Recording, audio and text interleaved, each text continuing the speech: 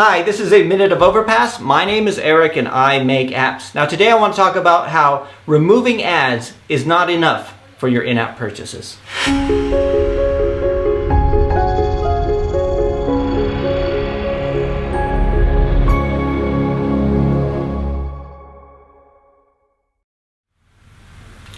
Okay, it's going to be very quick today. It's been a mad, hectic day. But today I just want to talk a little bit about in-app purchases. Because over the last 6 months, we've started to see like an increase in our in-app purchases, whereas before we hardly saw any. We just mostly, if we had any sales, it was through straight out app purchases, through the pro version, or the rest of it was through ads. And some of you have mentioned this before, and I wanted to talk about this too. It's like, in the first few months of the year, and for the last few years, there seems to be this slump in terms of RPM or eCPM, at least in terms of ad mob. Like we saw it last year, where at the end of December, things started getting really strong, and it's like, yeah, hey man, this is great. I could expect this money all the time. And then for some reason, it's like the first week in January, it just sort of drops off. So like this month, ads for AdMob are like 20% lower than they were last month. So I don't know if you found this.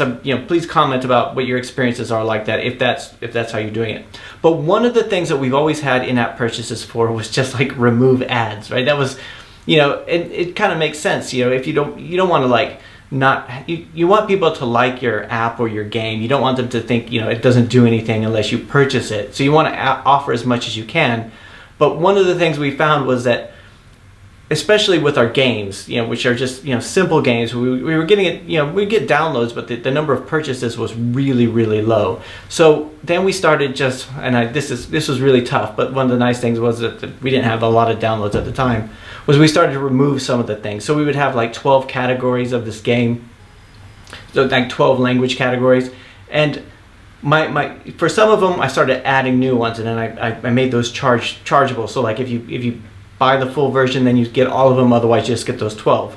Some of them I didn't go out and get new words, so I just sort of like reduced them so that they only get like the first 8, and then they have to upgrade a little bit to get those other ones. Now that was not easy because some people complained in the comments or in the reviews, so but we started to see the purchases go up, and it's a lot nicer where purchases are now. It used to be I would always look at the ads. I'd always look at AdMob. I'd always look at AppLovin, but I would only look at the purchases every so often, because you got the Google Wallet console, and now it's Google Payments. I mean, it's not easy to see like a total, because for some reason they seem to think that you want to see like all the rejections and the cancellations. You don't. You just want to see like how much did I make today and how much goes to Google. And the same with iTunes, although iTunes is a bit easier.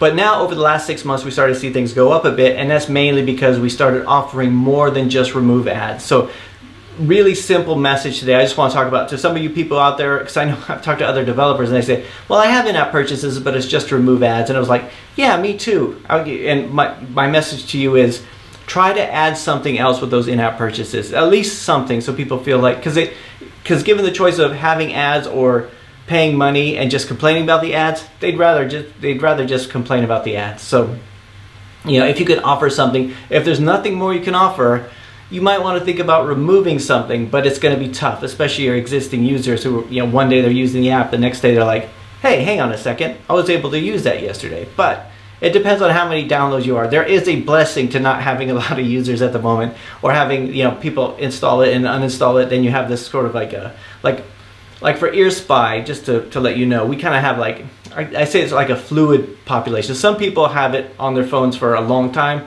A lot of people will download it, have it a couple days, and then remove it. And we kind of see this, we have a high rate of uninstalls and a high rate of installs, but it still seems to be paying all the bills, so I'm not too worried about that. Anyway, long story short, today I just want to say, first of all, I want to ask you, how is your in-app purchases working? Do you find them working, really well? Do you find them, is there something you've done that's worked well for you? For me, it was removing some things, even though taking a bit of heat for it. And now everything works fine. So, but we still need to add some more things. But anyway, that's it for today. I'll talk to you guys tomorrow.